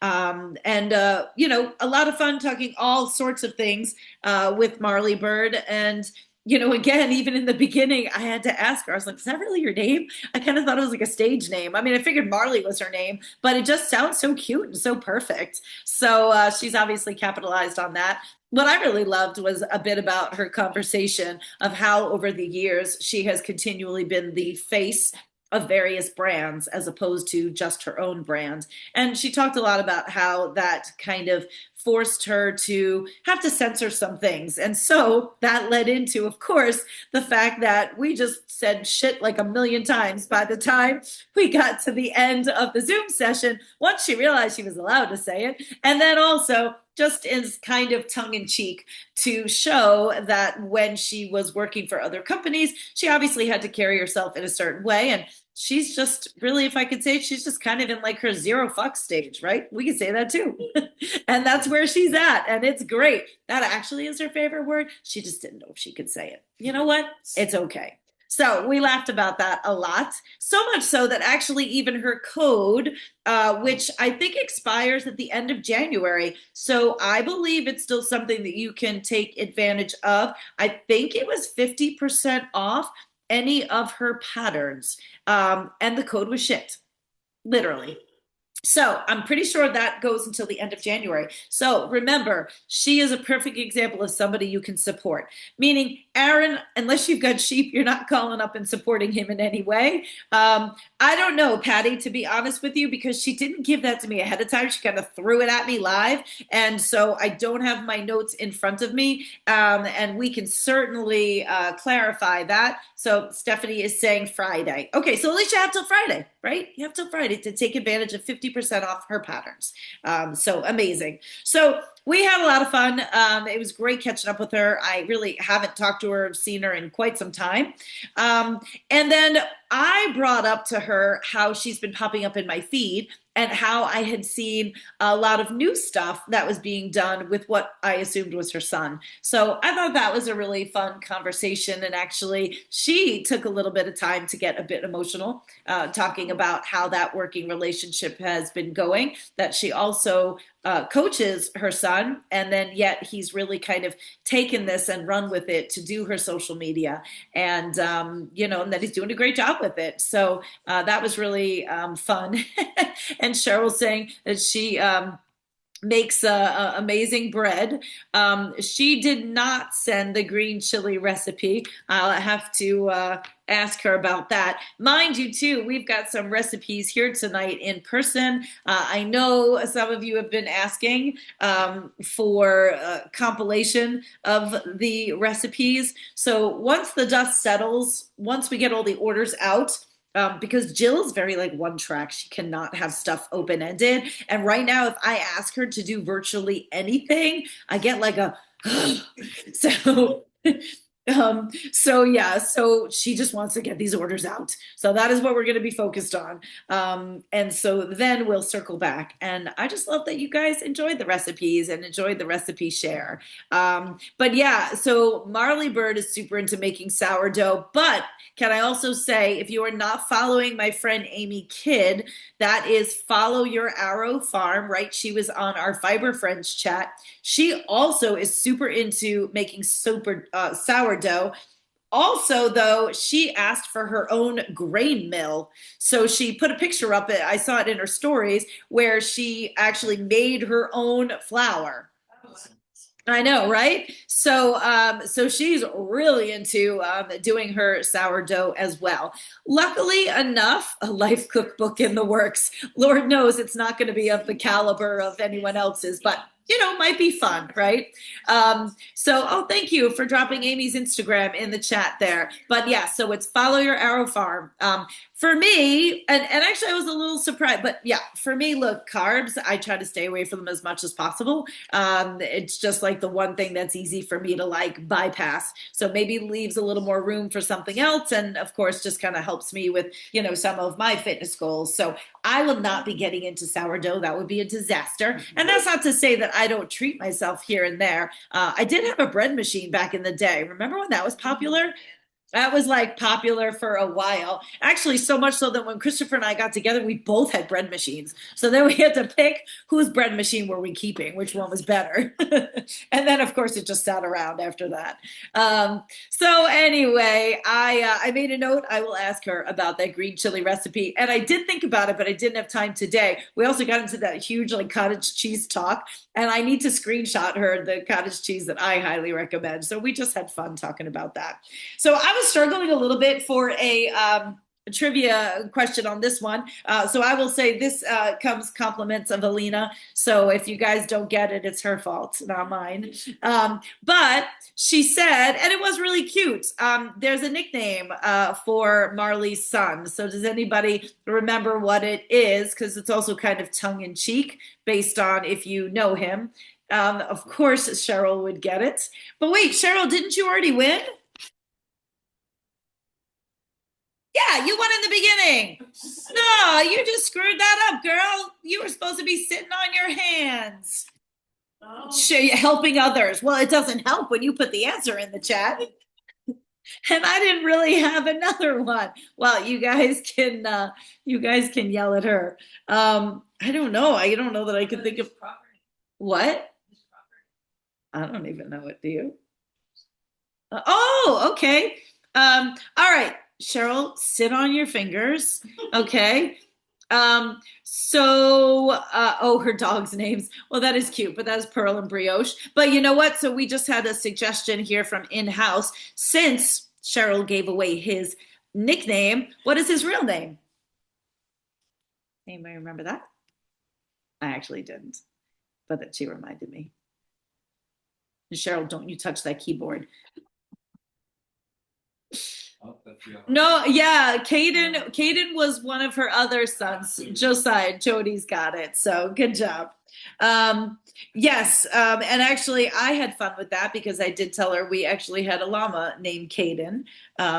So congratulations, Jody. And you did it all by yourself without Cheryl helping you. Cheryl, I'm just teasing you. Of course I can tease you. So don't you worry about it. It's not a problem. But congratulations, Jody. So there you go. We managed to pull one out from there anyway.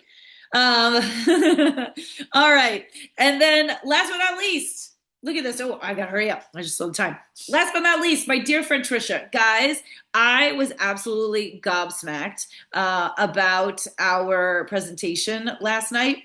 If you did not get to see it, please go back and watch. You know, I've been trying to wrangle Trisha Malcolm in for probably the past 2 years. And I think I just happened to call her at the right second and caught her on the phone and got her on board. And then really after that, I didn't hear from her at all. I was even texting, trying to get her to approve the social media posts, nothing, ghosting. So I was just like, okay, I hope she didn't forget this. And I know she's so extremely busy.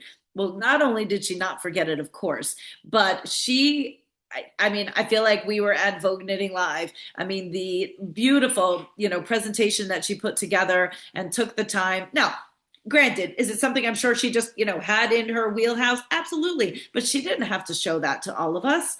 And, Stephanie, I still fangirl over her, and she hates when I say that to her. I mean, but 100%. I just was always, in awe when I first got started and looked up to her so much. I mean, now we're, great friends. So, maybe not as much, but it's just great that, I can call her a friend. And so that's how I had ended it last night, because for her to put that presentation together, then also, at the 11th hour, I find out that she's gifting, because she felt bad. She couldn't have like a coupon code or anything for anybody. So then she ended up gifting the 10 balls of that brand new alpaca sparkle yarn, along with the book, of which Gina ended up winning because the first person never answered. So sorry for that person. But great. And Catherine, I'm glad to see that you've got another input. I'm going to pull you in. So thank you. So I think, as I said last night, I have had the pleasure of listening to Trisha several times and I think she mentioned it, Tabitha, when we were on earlier, but Rowan has something called Rowan Connect, which is their community. And so they run a weekend session that runs Friday, Saturday, and Sunday, both in the spring and the fall, as they're introducing their new yarns and patterns for the season. And Trisha normally does a trends, one of her big trends presentations as part of those. So it's really fun to listen to her and to just hear her, hear her stories and stuff. So it's so that was great fun to have her show up in this community as well. So now, just in case if other people are interested, so how do you get that information about when those weekends are happening? So rowanconnect.net is their community site, and knitrowan.com is their sales for yarn and patterns and stuff. So if you go onto Rowan Connect, you can sign up for email, kind of like you do everybody else, sign up for emails and stuff, and then they'll let you know. But they do knit-alongs, they do classes. In fact, I'm about to take a class with one of their designers all year that's on color. Oh, cool. Yeah, so they do lots of fun stuff. And if you go to the weekends, it's a £10 subscription fee, but you get the £10 back in a discount, and then you also usually get another discount on top of that. So it's a very nice thing that they do. But it's good business for them too. Yeah, but I mean, at the same time, and somebody was asking, I assume that's all virtual, correct? Yeah, it's all virtual. Great, great. Yeah. Yeah, no, that's great. I mean, look, that's exactly what this is about, right? Just to, comment on what you commented on, but then being able to share that because maybe there's somebody else here that, didn't know about it and would like to be able to participate in that too. I mean, it's all community. It doesn't have to just be about life community. It's just everything in which we can all get involved. And I know she mentioned, because Stephanie Scott, who I don't think is on with us tonight, they have some sort of a knitting group too, that people can also participate in. She was telling me, I think it was like a little bigger than what it used to be, and it's kind of dwindled down, but it is still active. So that's another thing also. And I know Stephanie Scott's pretty active in that too. So so there's a woman there who is responsible for the education thing, which is the Row and Connect piece. And so they do lots of fun, different things. And somebody talked about Kaif. He often will be a speaker at during those weekends if he's got something. So he himself comes and he presented all those new yarns and stuff at the last one. Yeah. So if you like that style of yarn and you like that style of patterns and stuff, it's a really fun. And they do provide. They've had people come on and talk about buttons, and they have people come on and talk about the color purple. And so it's there's lots of fun stuff that they do to keep you entertained for those. And then there's other classes that you can sign up for. And then, like you said, and then the cost, but it sounds like there's ways to kind of like recoup your costs. Yeah. So the classes have a fee to cover the cost of the teacher. But Kate Atherley is somebody who teaches a lot of classes there. And so, and Patty Lyons has taught for them. So it's a fun, and so you pay extra for that piece, but you get to have that interaction. It's live and you can talk to the person. And so it's fun. Anyway, just a fun company. They're really good about trying to, and they're very ethical about their yarns. I mean, they seem to be really good people. So. Well, thank you. No, and I'm glad hopefully just even out of that, somebody might look into it and just gets one more person involved, which is awesome. Sure. It's great. Cool. Thanks, Catherine. I appreciate it. And also, too, don't forget, if you do happen to be going to Vogue Knitting Live New York, unfortunately, her big lecture that she always does about trending and forecasting is on Thursday. So that's kind of before the marketplace and everything gets going. But if you're nearby and you're planning to be there for the weekend, I'm sure you can inevitably still maybe check out her piece that she's doing there. And that's always where I get a chance to catch up. And I know that in the past, she also has done some things with them virtually. So Vogue Knitting Live is still doing virtual presentations. I know that they have one in February. So I would definitely always check out the lecture list there. It's very inexpensive. And oftentimes, I know she's probably doing stuff for them that way as well. So the basket donation from Trisha, I have to go get it from her. We were actually supposed to be in person, but then I had to change my plans. So she's got, a couple skeins of yarn, kind of honestly, whatever she's got around, Lord knows, I'm sure she has plenty of it, that she said she will contribute to the basket. So I will have the perfect excuse to be able to go and visit with her and grab that and get that for the basket, of course. This is going to be a super easy question, at least it better be. So I'm going to get the chat ready and you better get your fingers ready. Tell me where Trisha is from originally. There we go. Justine got it. Wait, let me just, wait. No. Okay. Priscilla got it. Sorry. That was I looked at it quick because then I was and I don't know whether autocorrect did that to you, Justine, because I looked at it so quick. So she is from Australia. So Priscilla got it. Sometimes I thought maybe the only way it might trip people up because I love her accent. I could listen to her all day long. And then at the same time, she referenced Rosemary Drysdale many times, and I brought up Rosemary Drysdale as well.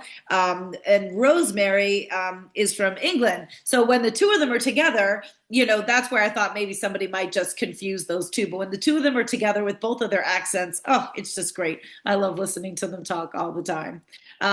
So I thought that'd be pretty easy. But, there was so much with her presentation, more so than really about her. And I certainly didn't want to ask anything about Rowan necessarily. But again, a big congratulations to Gina, who won that big prize last night. Now, remember, each night, aside from Trisha's night, we had a winner each night as well. So many of you are getting a $25. We bumped that up this year. So many of you are getting a $25 store credit. That will appear in your account with us shortly. Just bear with us. And remember, if you don't have an established account with us, if we see you shopping as a guest, that's fine. But we do have a rewards program, everybody. So if you are unaware of that, every time you shop with us, it's not just about TDOC, it's just in general. Anytime you shop, if you go in under your account, you can get 5% cash back in the form of store credit.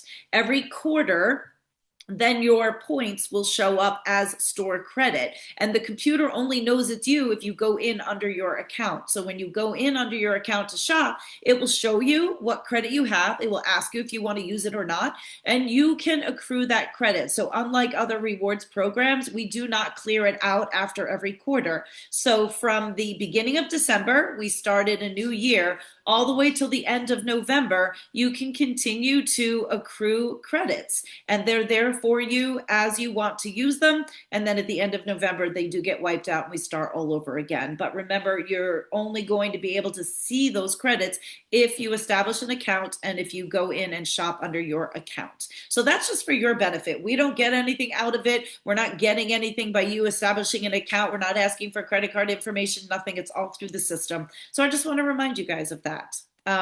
Before we go ahead and kind of wrap up the program with a big bang. Now remember, you don't have to be here to win it. So somebody might win it and they're not live, and that's okay. But remember, you still have some time tonight if you want to go ahead and shop and use those two codes. I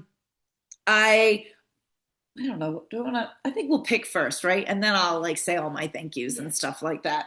So we had a discussion here because actually, well, Tom, you even got the roving, so you've got some tickets in here. Everybody feels bad because everybody's like, well, I shopped also, so I don't think I should pick it. And I'm like, well, I don't really know that I should pick it, but I'm the only one that didn't shop. So I'm just going to, I'm mixing it up. And if everybody's all right with that, then I will be the one to pick it because everybody here shopped. So I'm just mixing. I don't like this pressure. I really don't. All right, I don't want to look. You guys ready for me to pick? I really don't like, I really feel nervous. No, can't like the dog pick it or something? Dog doesn't have opposable thumbs and 67%. All right, I'm only licking my finger because I need to make sure there's only one in my hand. Okay, there's one in my hand. Deborah Lee. Deborah, you're the winner. Now, the only reason why also I'm super excited is because I will say thus far, everybody who has won has inevitably had a lot of damn tickets in here. And by, process of elimination, right? You feel like you've got those odds stacked towards you. So yes, Deborah shopped, but I will definitely tell you she was not at all one of our top shoppers, not taking anything away from her. But I just want to say, and I wish I knew exactly where she was in the lineup. What? You have to be in it to win it. Absolutely. So, yeah, like I said, definitely this is proof positive because there's definitely people in here with a lot more tickets. But I am so excited for Deborah. And I don't know, I feel like, oh, you know what? I talked to her earlier. She's somebody I'll chat with on Instagram, and I was asking her what color Lamadoos she wanted, and she did tell me that she was not going to be able to be on tonight. And actually, I think she even said she had to go to Kansas City for some medical stuff. So maybe this is really going to be great for her. Excellent. All right, so that is that. Ooh. I feel bad though picking that. Like now I feel bad for everybody who didn't win. Like I just wish everybody could win. That was just too much. That was too much. I don't like it. All right. So really guys, with that, right? It's TDOC, the 4th annual. Dixie, what are you doing? 4th annual TDOC in the books. I thank everybody for the feedback that you guys have given me over these past 11 days. Stephanie, you are raising. Stephanie, you can just unmute yourself and just shout out to I that. didn't want to interrupt. Don't worry about it. I just don't have emails for a couple of people from the trivia winners. Most people, I would say, I probably know. So as long as you were able to grab the names, I mean, I scratched them down here too. So I think probably between the two of us, we should be fine. If and I don't care what you can you tell me who's you're missing? Rebecca and Crystal. I I got assumed that. you had them.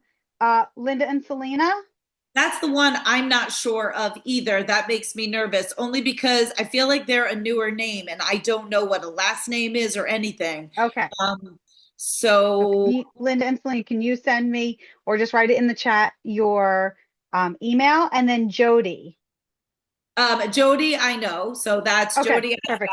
Yep, I know who she is. So yeah, so I would just say Linda and Selena, if you guys are still on, if you don't want to drop your info in the chat, please call me or message Stephanie privately because I'm not exactly, I don't know if that's Linda Solis. I'm not exactly sure who that is. And I know you've been with us most nights, so we want to be able to get that to you.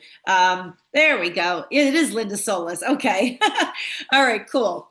But thank you for that out loud, Stephanie. So again, guys, I really just want to say thank you. And for what it's worth, please shoot me a message.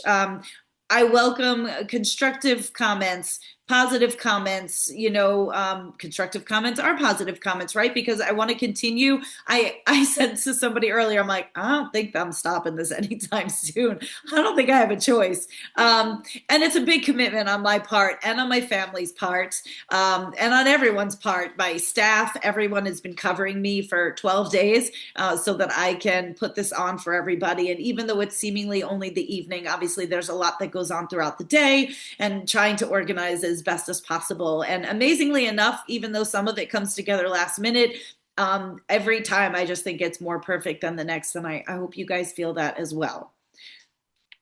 Oh, thank you for all the comments. So I thank you for being here. I thank you for being part of the community. I thank everybody who worked to try to get some new people to join us. That really is my goal. I love that I know the names in here, and I love that I'm getting to know more of you each and every time. And that means everything to me. So don't forget about our community night. It's a great way to be able to continue with me. And I don't know, maybe I can do something else once a month, definitely while I have time before shearing season starts. But the lives will start happening again as we get closer to the Shear and Share tour. I'm always looking for new ideas. Actually, Marley Bird was on this year because of Stephanie Cross, even though I know her. So if there's somebody that you know that you'd like to see on TDOC, please don't hesitate to drop me a line. I'm always looking to get new people on. It doesn't have to be specifically my customers or people that I've worked with. So I'm amazed that when I started this 4 years ago, I literally was like, who's going to do this? And that there are some of you that are on every single night with me for 12 nights is just epic. It gets me choked up. I can never make it through the end without getting upset. But I really appreciate all of you, and I appreciate just being part of this with me. And I really appreciate that you guys are here because this is the only reason why I do this stuff. And I'm tired, but I cry all the time anyway. So it's just absolutely heartfelt.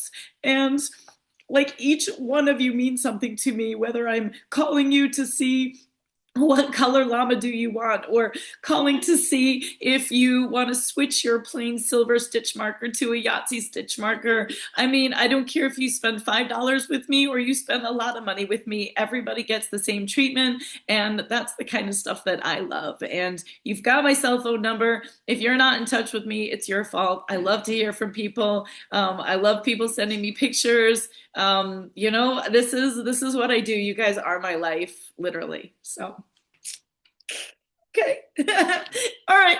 With that, I'm going to go and enjoy my company here and eat some food and get some sleep. And Priscilla, you were asking on your order, what are we going to do on Wednesday? I know what I'm going to do on Wednesday. I'm not going to be here, but that doesn't mean I'm not going to miss you guys. So if you want to join me, I'll be boxing 4:30 in Huntington. We've got training camp starting. So yeah, you could come along. Otherwise, some of you that I will see at Vogue, great. Don't forget, the 21st, we've switched for community night. I want to see each and every one of you there. I will work on recording that. And otherwise, maybe I'll see you for the knit along. Maybe I'll see you with the Crafting a Cotswold class. Maybe I will see you for Linda's lecture. And I don't know, whatever else I got in store for you guys. So with that, much love. Oh, I will save the chat. Look at that. Somebody always has to remind me, right? Somebody always has to remind me. There, chat is saved. All right. Love you guys all very much. Thank you for a great TDOC. Mwah to all of you. Congratulations to all of our winners. And just congratulations for being the best community ever. So have a good night, guys. Bye.